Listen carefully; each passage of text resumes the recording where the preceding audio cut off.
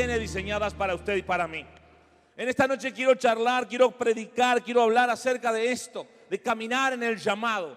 ¿Qué pasa cuando usted y yo somos llamados por Dios? ¿Cómo reaccionamos ante eso? Y a la vez, ¿cómo Dios nos plantea cosas para que usted y yo no nos bajoneemos, no nos deprimamos, no caigamos en un estado de descontrol en medio del llamado que Él tiene para nosotros? Toca al que tiene al lado y dígale: Dios te llamó. Dígaselo con convicción: Dios te llamó. Ahí está, palméele un poco y dígale: Dios te llamó. Aleluya. Si trajo su Biblia, ábrala conmigo en Jeremías capítulo 1, versículo 4 al 10. Allí la palabra de Dios, un llamado extraordinario, o mejor dicho, un Dios extraordinario llamando a uno de sus profetas. Dice la palabra de Dios allí en Jeremías capítulo 1, versículo 4 en adelante. Vino pues palabra de Jehová a mí diciendo: antes que te formase en el vientre te conocí, y antes que nacieses te santifiqué. Te di por profeta a las naciones.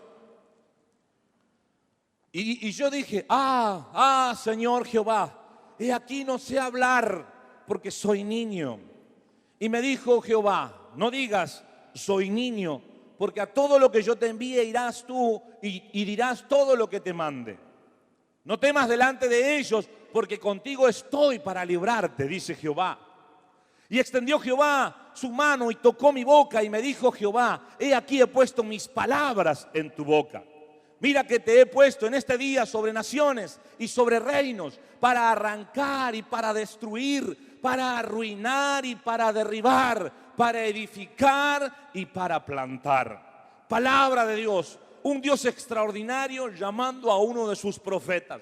Usted y yo hemos sido llamados por Dios para una tarea específica. Quizás puede ser que no todos tengamos la misma tarea, pero sí hay algo que nos hace en común, y es el Dios que nos llamó. Ese Dios es el que quiere que usted y yo vivamos entusiasmados. Y me gusta esta palabra, entusiasmados. Seguro que me escuchó alguna vez, pero se la repito por las dudas. La palabra entusiasmo viene del griego endeos, sumergido en Dios, lleno de Dios, saturado de Dios, en Dios. Así que me gusta la palabra entusiasmado, porque me hace ver que en el medio de ese entusiasmo, de esas ganas que se muestran, está Dios llenándome, saturándome, y estoy sumergiéndome en Él en el andar de los días. Pienso en el llamado divino para conmigo y para con usted, y creo que es bien necesario caminar en un muy buen entusiasmo, en un permanente lleno de Dios, en un permanente de estar sumergido en Dios para la tarea y la misión. Dele un fuerte aplauso a Dios. Comencemos a dejar que sea su Espíritu el que nos entusiasme para la tarea y la misión del llamado. ¡Aleluya! Bendito sea el nombre del Señor. Jeremías fue un profeta que lo llamamos, comúnmente se lo conoce como el profeta llorón. Su vida no fue nada fácil, pero ¿sabe qué es lo que lo sostuvo? Tener presente en el andar de todos sus días que fue Dios el que lo había llamado. Recordar probablemente en su interior las palabras de este momento, la que usted y yo estamos leyendo hoy, probablemente fue lo que lo llevó adelante para caminar sin dejarse arrastrar por el desánimo que más de una vez llegaba en medio de su ministerio. Fue un profeta que afectó a 4 reyes de la nación del Reino del Sur. Fueron 4 líderes políticos afectados por este profeta, ministrados por este profeta. En algún sentido fue el profeta el que los sufrió, ya que ninguno de ellos fueron o escucharon con atención el mensaje que Dios tenía a través del profeta. Dice el versículo 5: antes que te formase en el vientre de tu madre, en el vientre te conocí. Diga conmigo: te conocí. Sigue el versículo y dice: antes que nacieras te santifiqué. Diga: te santifiqué. Te di por profeta a las naciones. Diga: te di. Usted y yo, en el andar de la vida, tenemos que entender que el llamado de Dios trasciende ampliamente su historia y aún su existencia. Trasciende ampliamente mi historia, mi tiempo cronológico de vida sobre la tierra, ampliamente la trasciende. Dios es un Dios que camina en eternidad, que vive en la eternidad y que sabe perfectamente y que conoce perfectamente su primer tiempo o su antes de tiempo y su post tiempo. Usted y yo, como buenos seres humanos que somos, no somos muy diferentes al resto a la hora de cuando se nos plantean desafíos. Y como Jeremías era un ser humano como usted y como yo, también reaccionó de la misma manera. Yo quiero hablarle rápidamente de 3 excusas que surgen en usted y en mí cuando empezamos a darnos cuenta que Dios tiene algo con nosotros. Empiezan a brotar en nosotros 3 excusas que estuvieron en Jeremías cuando nos damos cuenta que Dios nos está planteando algún desafío. De hecho, se plantean desafíos en nuestra vida e inmediatamente parece que surgen las excusas de nuestro interior. Una reacción humana ante el llamado de Dios. Excusas por las cuales usted y yo caminamos. La primera que el profeta Jeremías expresó son las limitaciones humanas. Lo primero que Jeremías dijo, Señor Jehová, no sé hablar. Tiene que ver con limitaciones físicas, con limitaciones de capacidad, con limitaciones tuyas y mías, con las limitaciones que el profeta Jeremías probablemente no era un elocuente orador, ni un elocuente comunicador, sino era alguien que quizás en este momento era de pocas palabras. Usted y yo solemos poner estas excusas a la hora de abrazar el desafío de Dios, a la hora de darnos cuenta de que Dios nos está llamando para algo. Y he escuchado y escucho aún frases como, por ejemplo, no sé qué decir, no sé cómo contar, no sé cómo hablar, no sé cómo decirle a otro lo que me pasó en mi vida, no sé cómo predicar el evangelio, no sé cómo decirle a mi vecino que ahora empecé a ir a la iglesia y que cosas cambiaron, no sé cómo contarle todo lo que me pasó en mi interior. Excusas. Las excusas pueden ser verdaderas o no. Uno que fue especialista en este tipo de excusas también fue Moisés. El personaje, el libertador de Israel, en un determinado momento cuando Dios lo confronta allí en la zarza ardiendo con el llamado que Dios tenía para con él, también expresó lo mismo. No sé hablar, hablo mal, no me sé expresar, me cuesta comunicarme, dijo Moisés. Probablemente Moisés tenía algún problema de tartamudez. Entonces, en medio de esa limitación física, humana, que él estaba viendo y que de verdad era real, él encontraba el no poder caminar en el llamado que Dios tenía para con él. Usted y yo, casi en forma permanente y diaria, también nos plantamos delante de Dios con excusas. Hay un desafío de proclamarle el evangelio a tu vecino y lo sentís en tu corazón. Pero no sabes qué hacer, no sabes qué decirle, no te alcanza el tiempo, no puedes en ese momento y son excusas. Hay un desafío que te lo puede proponer tu timonel o tu líder de turno, discipulá a fulano, atendé a mengano, hace aquello, hace lo otro y permanentemente surge en nosotros la excusa de las limitaciones humanas. Jeremías, ante el llamado divino, se expresó como cualquier ser humano con las limitaciones humanas. No sé hablar, dijo, pero no es la única excusa que ponemos o que Jeremías puso y que usted y yo también. A veces caemos en la segunda excusa que veo en Jeremías y es esa miopía espiritual de la visión que tenemos de nosotros mismos. Jeremías dijo, soy niño, soy un muchacho joven, soy alguien sin experiencia, no es el tiempo cronológico de mi vida para poder desarrollar tal o cual tarea. Así lo expresó Jeremías. Era lo que estaba anidado en su corazón, era una excusa. Usted y yo más de una vez caminamos con una miopía espiritual de nosotros mismos y no nos damos cuenta que el poder suyo y mío no está en la capacidad que tengamos, ni en el tiempo cronológico, ni en la edad que tengamos, sino en el que nos está llamando. Usted y yo más de una vez caemos en este tipo de excusas. Nos decimos, no es mi tiempo. Jeremías dijo, soy niño. Puede ser que entre nosotros haya alguien que diga, yo ya soy muy grande. O alguien que pueda decir, yo no doy al nivel de lo que creo que tengo que dar o de lo que Dios está pidiendo. Puede ser que entre nosotros hayan personas que digan, no es mi tiempo, estoy ocupado en otras cosas. Simplemente un planteo de excusas para no cumplir a lo cual Dios nos está llamando, para caminar en el llamado que Él tiene para con nosotros. Vuelvo a insistir, pueden ser reales, pero siguen siendo excusas al fin, porque usted y yo tenemos que entender que el poder y la grandeza no está en usted ni en mí, sino está en el que nos llama. Y por último, la última de las excusas es la excusa del temor. Dios le tiene que decir a Jeremías, no temas, no le temas a ellos, Porque Dios sabía perfectamente que Jeremías en su interior anidaba un temor, un miedo a la gente. Por eso le dijo, no temas de ellos. Usted y yo también más de una vez tenemos temor a la gente. Ponemos excusas como por ejemplo, lo que van a decir de mí. Entonces no hago, ni digo, ni expreso lo que tengo que hacer o decir, porque ¿qué van a decir? Ponemos la excusa manifestando el temor a la gente, pensando que si hablamos la claridad de lo que Dios nos está planteando como un mensaje concreto, podemos sufrir o vivir cierto rechazo de parte de la gente y no lo queremos.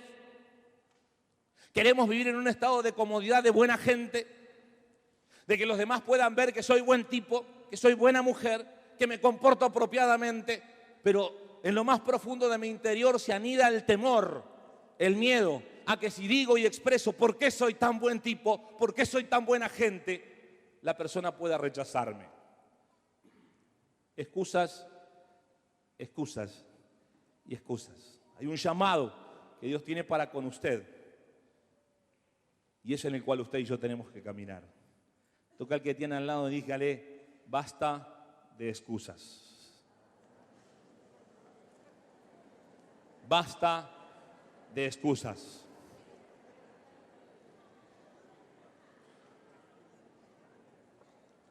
Dios, al escuchar la respuesta del profeta, mejor dicho, antes de escuchar la respuesta del profeta, ya le había marcado la línea acerca del asunto, de cómo era el tema. Tengo la sensación como que Dios, luego de darle los primeros versículos que leímos en cuanto a la palabra, en cuanto a lo que Dios pensaba acerca de Jeremías, y luego de escuchar a Jeremías diciendo, Señor Jehová, no sé hablar, soy niño, tengo la sensación de que Dios comienza a partir de ahí con una actitud como diciéndole, a ver, ¿qué parte no entendiste? A ver, ¿qué parte no entendiste de lo que te acabo de decir, Jeremías? Tengo la sensación de que Dios, como suele tratar con las excusas de cualquier ser humano al cual Él le llama, expresó, ¿qué parte no estás entendiendo de lo que te acabo de decir? Y yo quiero caminar en esas partes que Dios le dijo y que le hice repetir, para que usted y yo nos paremos en la realidad de lo que Dios ve de usted y de mí. Más allá de sus actitudes y de las mías, de nuestras actitudes, de excusa delante de Dios. Dios le dijo a Jeremías, yo te conocí. Curiosamente, la palabra te conocí tiene una connotación más allá del simple hecho de la observación de algo, sino tiene un nivel de profundidad que hace ver la realidad de que alguien creó eso que conoció, alguien diseñó eso que conoció. Yo te conozco, diría Dios en su eterno presente. Para usted y para mí, para Jeremías como ser humano, Dios le hace ver en tiempos la realidad de que yo te conocí, pero en términos divinos es yo te conozco. Porque Dios ya está viendo el momento en que fuiste concebido y está viendo el momento que partís a su presencia. Dios, el Dios en el cual creemos, es un Dios que nos conoce desde antes de que fuésemos fecundados. Lo que Dios está diciéndole a Jeremías, no me plantees tus limitaciones, ya sé cuáles tenés, las conozco a tus limitaciones. Sé cuáles son tus trabas, sé cuáles son tus obstáculos. ¿Te crees que no sé que no sabes hablar? ¿Te crees que no sé que pareces de corta edad? Es un poco la respuesta que Dios le habla al decirle, no digas esto, no expreses esto. Dios hoy también a usted le dice, a mí me dice, ¿te crees que no sé de tus limitaciones? ¿Te crees que no sé de lo que vos hoy me estás planteando como excusa? Pero yo quiero decirte que vengo en el nombre del Señor a decirte que realmente la fuerza del llamado, la fuerza del andar en la vida tuyo bajo el llamado de Dios no depende de vos ni de mí, sino que siempre depende de aquel que nos ha llamado, porque aquel que nos ha llamado en un determinado momento al apóstol Pablo, cuando Pablo le pidió 3 veces que lo librara de una debilidad, ese Dios que lo llamó le dijo, Pablito, bástate mi gracia, porque mi poder se perfecciona en tu debilidad. Entonces Pablo dijo, cuando soy débil, entonces soy fuerte. Aleluya, aleluya, aleluya. Bendito sea el nombre de Dios. Es Dios, el Señor del universo, el que te diseñó, el que te creó, y aunque te parezca mentira, desde el aspecto biológico, ya te hizo más que vencedor antes que seas concebido. Mati, no sé si alcanza a interpretar esa imagen. Este es el momento de la concepción de todos nosotros. En promedio 300 millones de espermatozoides corriendo intensamente para que solamente uno, usted,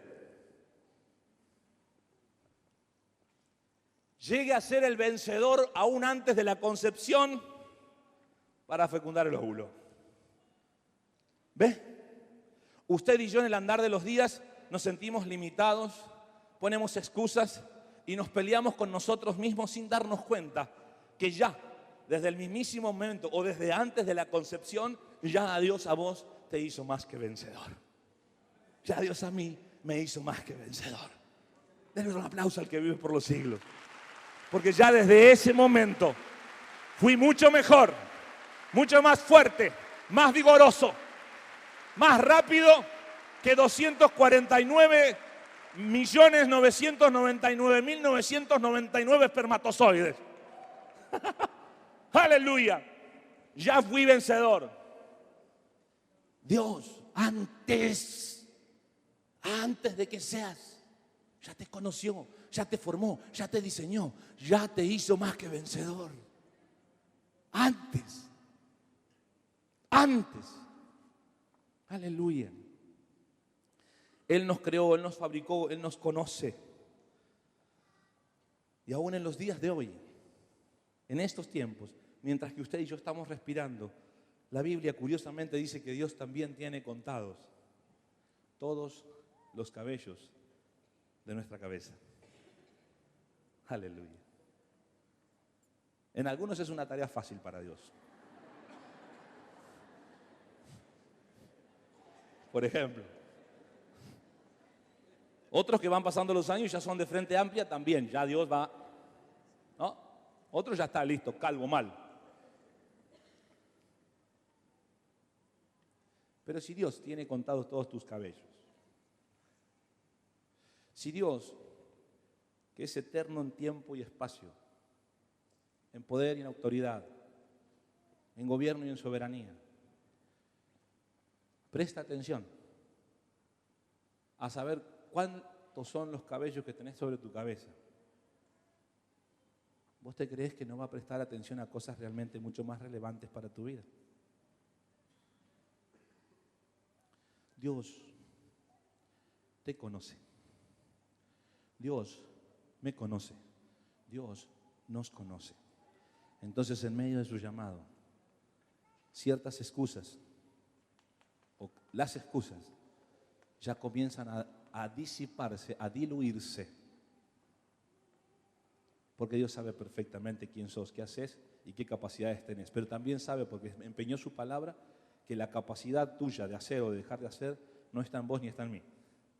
Está en Él. Aleluya. Bendito sea el Señor. Claro. Por eso Dios dice, y le dice a Jeremías, Jeremías, yo te envío, por eso vas. Jeremías, yo te mando, por eso hablas. Un acompañamiento divino en medio del llamado para que usted y yo nos demos cuenta que el andar de la vida tiene que ver con su orden y no con sus ganas.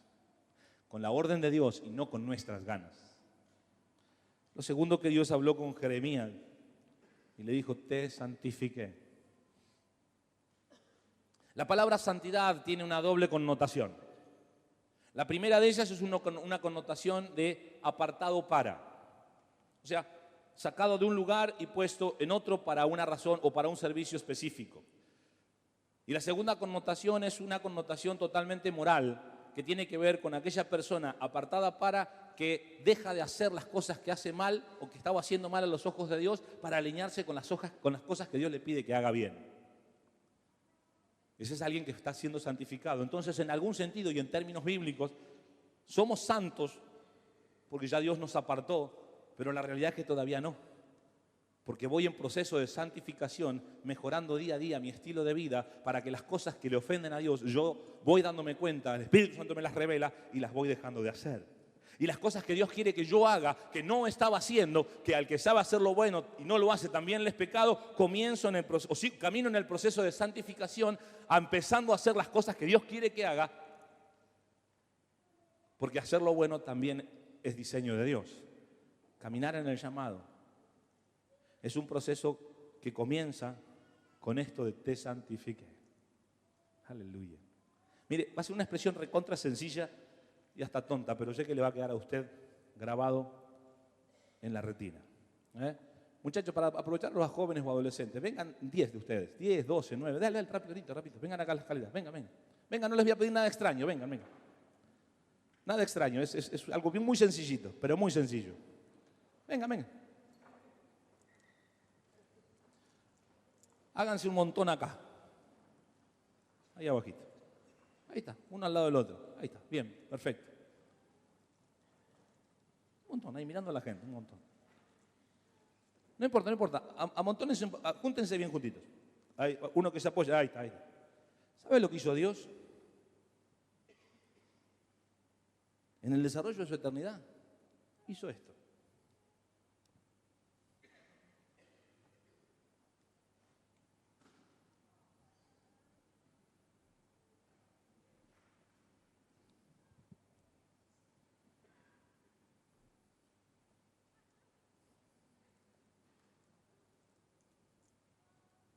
¿Ve?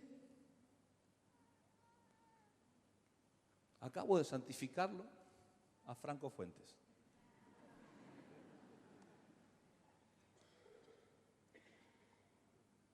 Eso es lo que hizo Dios. En medio de los millones de personas que han ido habitando el mundo, en la historia de la humanidad, Dios lo santificó a Jeremías y Dios te santificó a vos. Lo santificó a usted. Lo sacó y lo apartó para una misión que Dios charlará con usted y charla con usted, pero para un llamado común de proclamar y extender su reino en la época de la historia que nos toca vivir. Aleluya. Den un aplauso a los chicos, les dije que era sencillo. Gracias, chicos.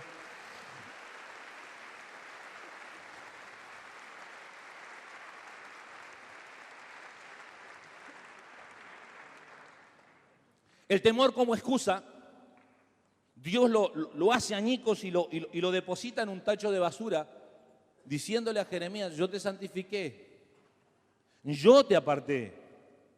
Es más, y no te dejo solo, no temas. No le temas a ellos. Contigo estoy. Y Jeremías me lo imagino inflado, sabiendo de que Dios estaba con él y a su lado. Y me lo imagino a usted y a mí también inflados porque Dios está con nosotros. Pero tengo una noticia aún más sublime para usted y para mí. Desde que Cristo hizo su obra en la cruz, desde que usted y yo creímos en Cristo, ya Dios no solo está con nosotros, sino está en nosotros. Aleluya, Cristo Jesús vive en usted, no con usted, en usted. Es mucho más sublime, mucho más poderosa, mucha más grande su compañía. Ya no va a mi alrededor, va acá, va conmigo, aleluya. Ni Jeremías pudo experimentar eso. Solo los verdaderos hijos de Dios somos los que tenemos la capacidad de poder experimentar a Cristo en nosotros, la esperanza de gloria. Aleluya, aleluya, bendito sea el nombre del Señor. Dios va contigo, Dios va en ti. Y dice la Biblia que tomó y tocó sus labios y le dijo, puse mis palabras en tus labios. Porque usted y yo somos portadores de Dios. Permítame esa frase. Somos portados por Dios.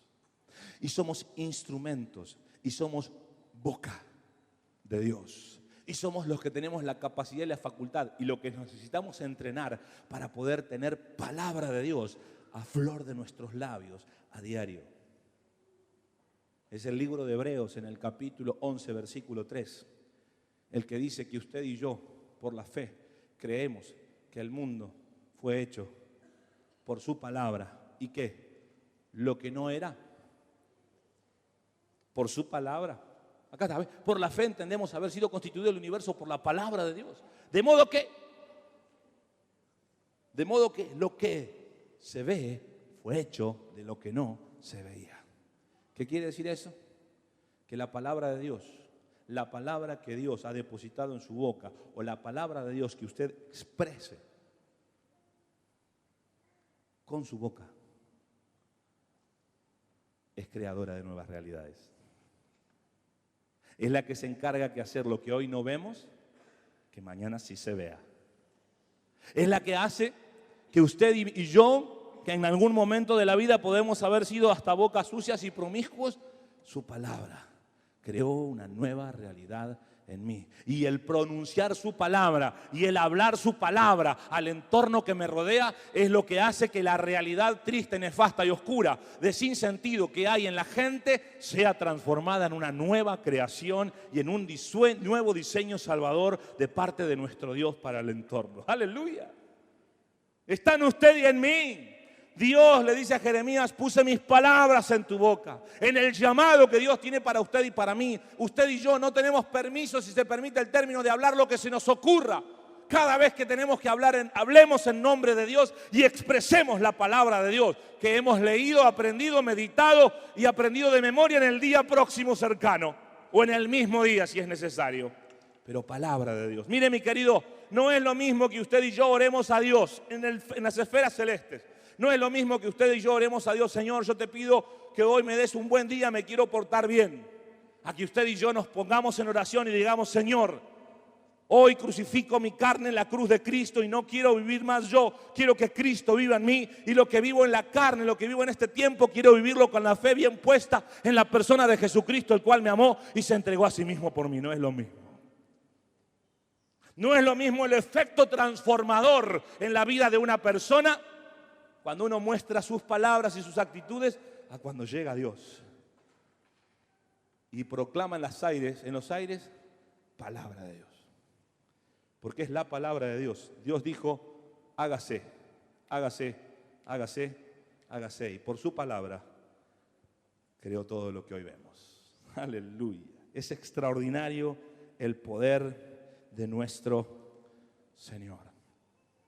¿Sabe? Es la Biblia la que dice hoy, le dijo Dios a Jeremías: te di. La tercera cosita que es muy sustancial a la hora de mantenernos firmes en el llamado que Dios tiene. Te di por profeta a las naciones. ¿Sabe? No es usted ni soy yo las buenas personas que nos acercamos a Dios o que hacemos algo para Dios, sino es que Dios mismo, a través nuestro, el que dice: yo te di como regalo para el mundo. Su existencia, tu existencia, mi existencia es un regalo de Dios para el universo. Es un regalo de Dios para las naciones. Usted, mi querido hermano, hermana, es un regalo de Dios para mí. De verdad se lo digo. Es un regalo de Dios para mí. Es un regalo de Dios para mí. Ahora, ¿sabe lo que me llena de alegría también? Es que yo soy un regalo de Dios para usted.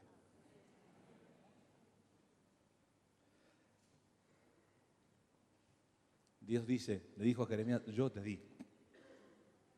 Yo te di.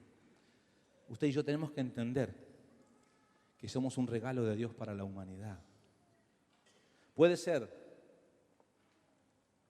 que usted se haya dado cuenta de que hay un Dios al cual se tiene que rendir y al cual tiene que llegar arrepentido hace algún tiempito nomás, o hace mucho tiempo.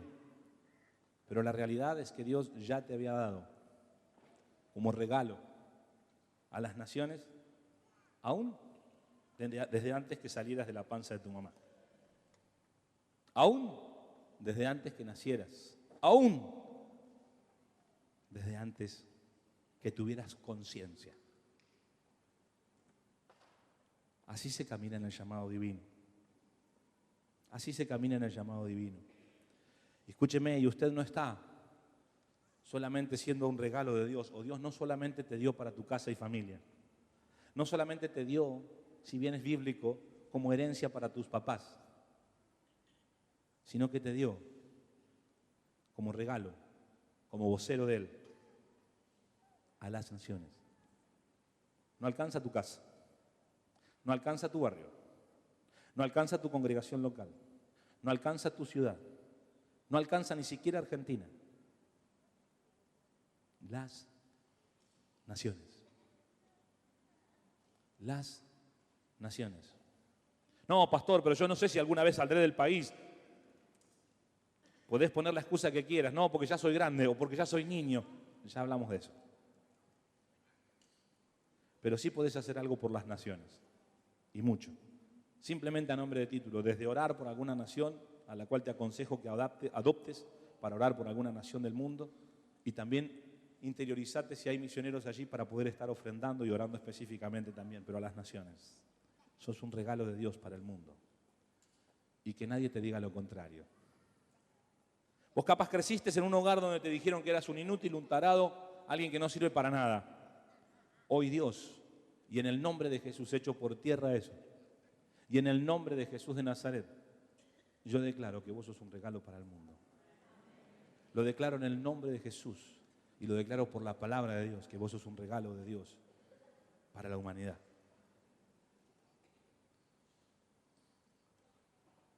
Curiosamente, el llamado práctico que Dios le dio a Jeremías es un llamado práctico que Dios nos da a usted y a mí también. Pero siempre las cosas comienzan por uno.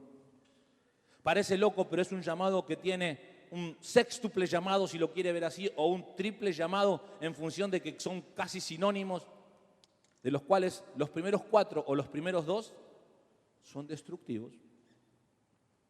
Son destructivos. No son para nada constructivos, sino son destructivos.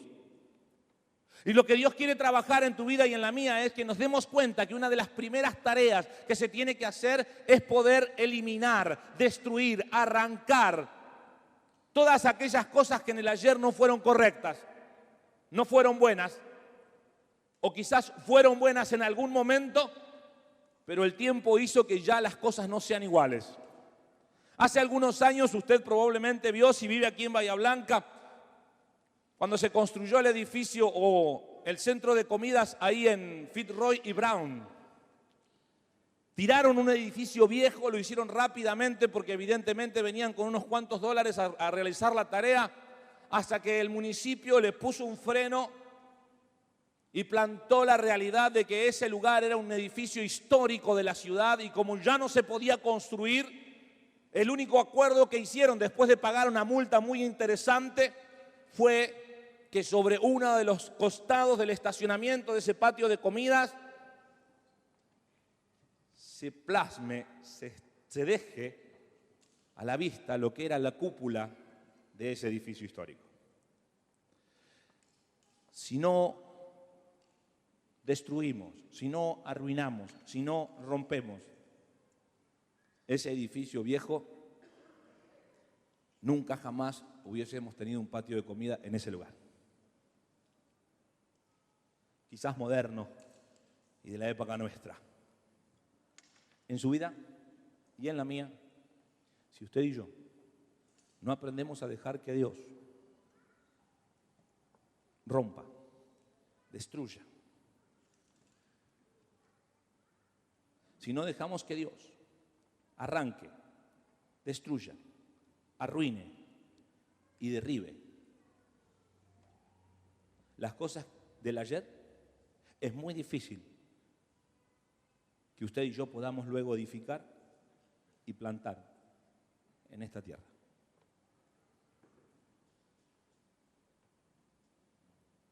Mi padre toda la vida vivió en la zona rural. Y en casa siempre hubo una onda granja. Alguna vez me escuchó, ¿no?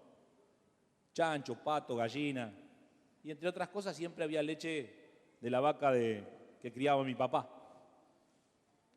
Pero nunca faltó tampoco la quinta. Y en la quinta, honestamente, había veces que yo no sabía, pero curiosamente ciertas plantas de hojas verdes se pasan.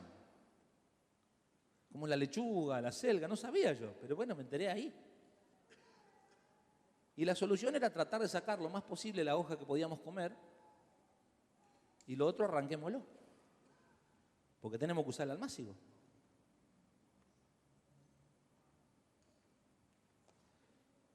Destruíamos el almácigo, destruíamos la lechuga o la selga pasado y volvíamos a sembrar.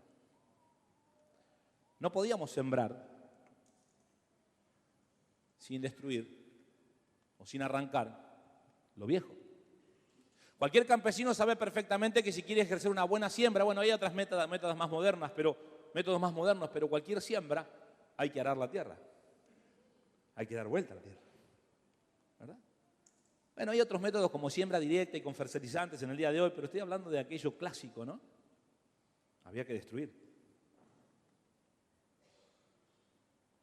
para luego plantar, para luego sembrar.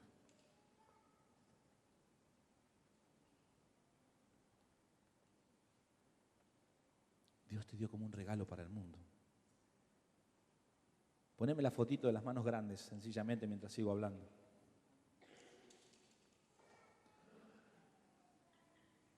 Las otras, donde el regalo es chiquito, es Dios con grandes manos ofreciéndote a vos como regalo para el mundo. Pero lo primero que Dios quiere hacer contigo para que seas un regalo apropiado y que cumplas la función del llamado es poder arrancar, destruir,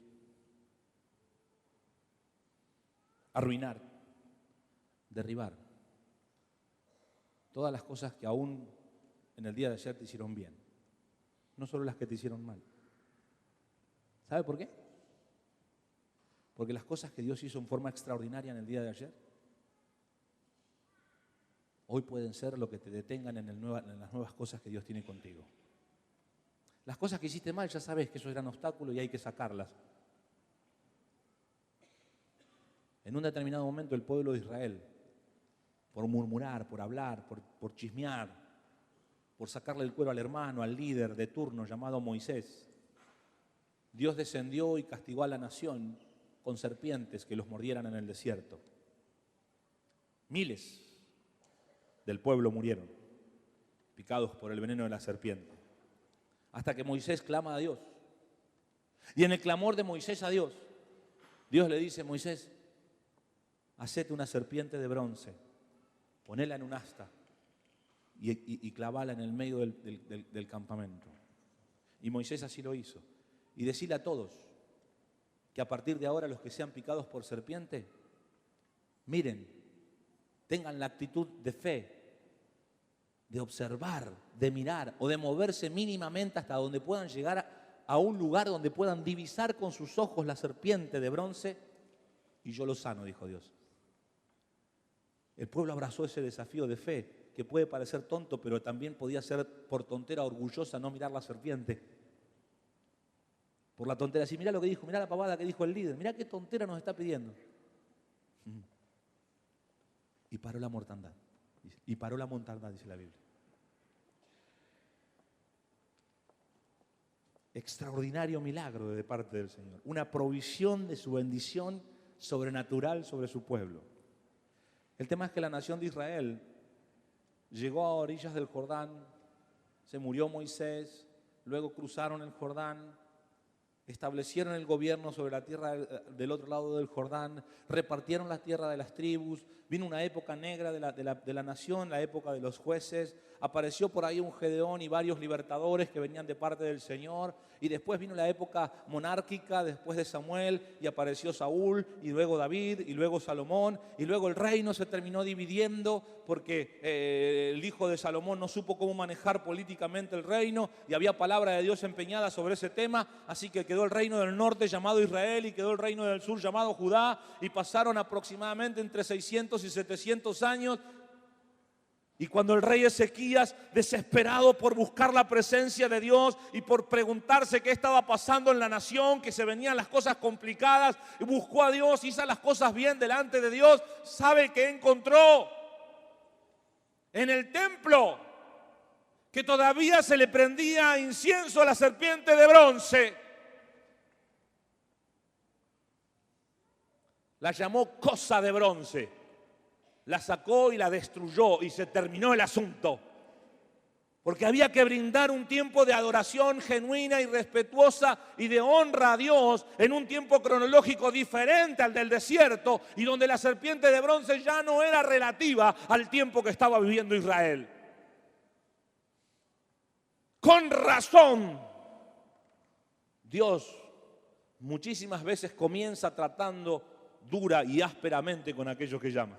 Quizás no al principio, porque uno está totalmente enamorado de Dios, entonces como recibió el perdón y todo eso, uno se alegra de, bueno, no importa, Señor, me peleé con los amigos, ¿qué importa? Bueno, Señor, mi familia me dice que soy ¿cómo fue que me decían a mí? Un fanático, no importa, Señor, y uno es feliz. Ahora cuando empieza a familiarizarse con las cosas de Dios, y Dios de repente tiene un nuevo desafío para ti, para mí, empiezan a aparecer las serpientes de bronce que no tenemos ganas de romper.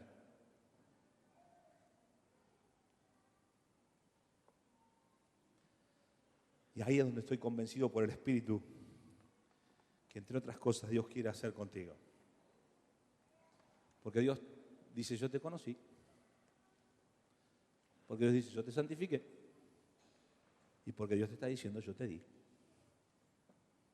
Yo te di. Sos un regalo. Es un regalo mío, dice Dios, para la humanidad mío. Aleluya. Aleluya. Eduardo, ¿podemos subir, por favor? ¿Sabe qué es lo que lo sostuvo a Jeremías entusiasmado? O por lo menos firme en el llamado que Dios tenía con él.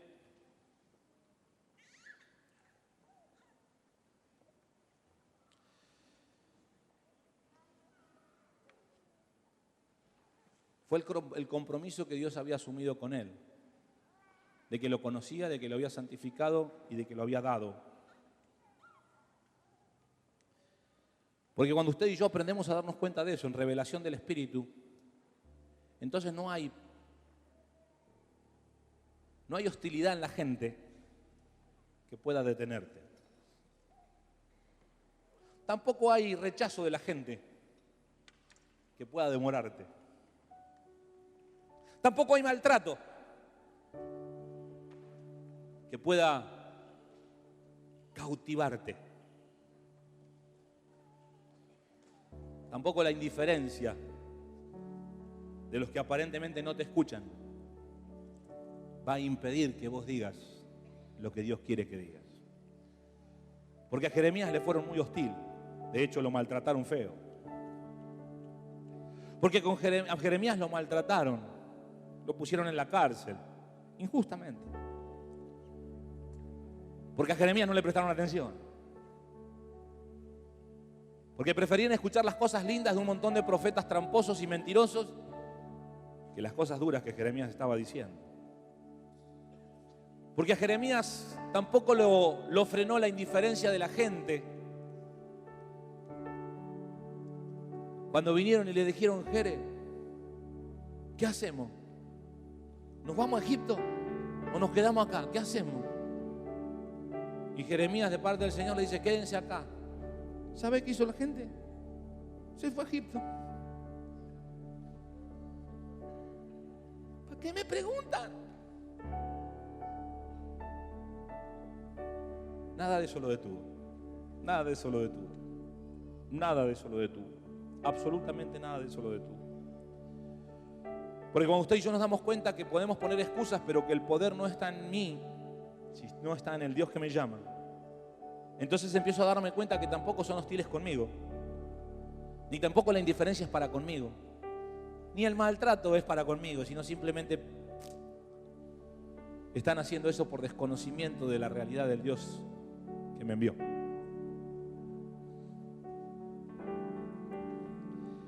Termino con esto. Dios nos cuenta la Biblia, o por lo menos fue lo que yo caminé, podemos encontrar más seguro.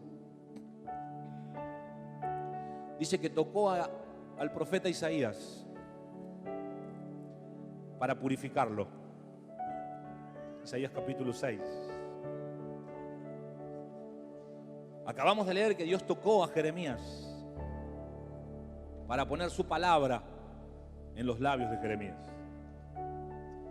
Pero la Biblia también dice que Dios tocó a Daniel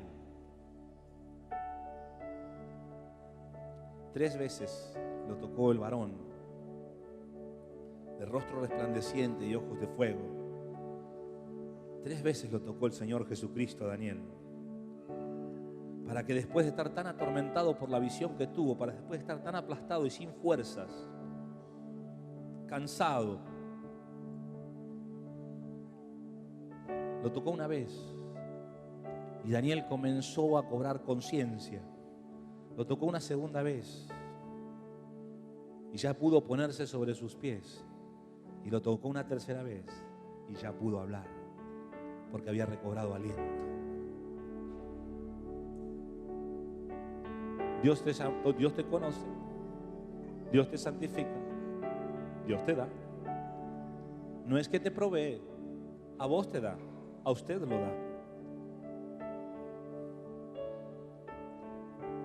Y estoy convencido por el Espíritu que hoy muchos de nosotros necesitamos ese toque de Dios. Con Isaías fue por purificación, con Jeremías para tener su palabra, con Daniel para fortaleza. Contigo no sé, conmigo no sé. Y está bien que así sea, porque es un tema del Espíritu Santo y usted, un tema del Espíritu Santo y vos. Pero que Dios está en esta habitación para tocar y transformar algo en tu vida, en el nombre de Jesús de Nazaret te lo garantizo. Aleluya. Cierre sus ojos, por favor.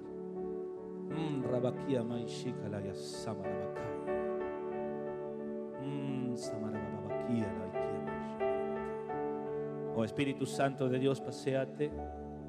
Señor, tú que eres bueno, haz tu soberana voluntad en esta habitación. Toca, Señor, a quien tengas que tocar. Purifica a quien tengas que purificar. Provee palabra a quien tengas que proveer palabra.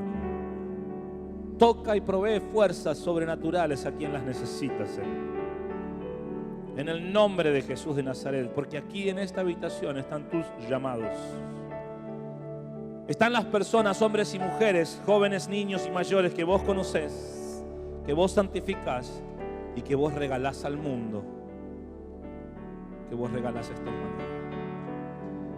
Señor, en el nombre de Jesús, en el nombre de Jesús de Nazaret. Si usted hoy está necesitando un toque de Dios, ese toque de Dios, yo le invito que ahí donde está usted se ponga en pie. Se lo ruego en el nombre de Jesús. Levántese desde lo físico. Si usted necesita el toque, si usted no hay problema, no se preocupe, pero si usted lo está necesitando, ahí póngase en pie, porque algo Dios va a estar transformando en su vida hoy. Levante sus manos al cielo. Déjeme tener una oración así, orientadora, en el nombre de Jesús. Y luego sí, lo voy a invitar a que pase al altar. Todavía no. Hay algo que Dios está haciendo. Hay algo que Dios está haciendo en el nombre de Jesús, en el nombre de Jesús, en el nombre de Jesús, en el nombre de Jesús. Déjeme orientarlo en esta oración, una oración que sería bueno que todos la hagamos. Es una oración de renuncia, donde vamos a decir a Dios que renunciamos a todas las excusas que hemos puesto y que ponemos. Vamos a renunciar, yo se lo digo, se lo anuncio para que sepa por dónde caminamos. Vamos a orar y vamos a renunciar a las excusas. Vamos a renunciar a nuestras incapacidades. Vamos a renunciar a sentirnos incapaces. Vamos a renunciar a sentirnos niños o a sentir que nuestro tiempo no es el correcto. Vamos a renunciar en el nombre de Jesús a todo temor, a todo miedo que a veces nos cautiva, a veces nos detiene.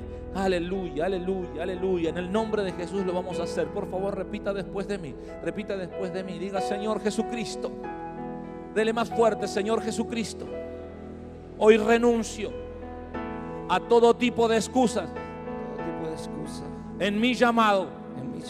Señor, renuncio a la excusa del miedo, a la excusa del temor, a la excusa de tenerle miedo a la gente, a lo que pueden hablar de mí.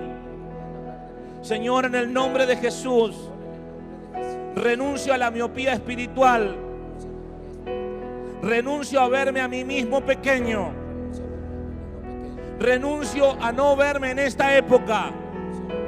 En el nombre de Jesús, renuncio a mis limitaciones humanas. En el nombre de Jesús, renuncio al expresar y decir que no sé hablar. Señor, en el nombre de Jesús, proclamo que tú eres mi fuerza. Porque tú eres el que me llamas. En el nombre de Jesús. Amén. Aleluya. Tenga sus manos en alto, Señor, en el poder de tu Espíritu. Yo quiebro ahora el poder del malo. Quiebro ahora el poder tramposo de las excusas que nos han hecho perder el tiempo, que nos han demorado. En el nombre de Jesús de Nazaret, yo quiebro ahora el poder de lo alto. Lo rompo en el nombre de Jesús de Nazaret. Lo quiebro en el nombre de Jesús y declaro que la victoria de nuestro Cristo y de nuestro Dios y de nuestro Señor y su compañía y su realidad en cada uno de nosotros hace que podamos ir adelante sin excusas. En el nombre de Jesús de Nazaret, todo espíritu de abatimiento, de apatía, de no querer observar el milagro del llamado de Dios en mi vida, en el nombre de Jesús lo echo fuera. Lo echo fuera y proclamo hombres y mujeres llamados con profunda convicción y certeza del Dios al cual sirven, al cual honran, al cual glorifican. En el nombre de Jesús. Amén y amén. Usted que levantó la mano. Pueblo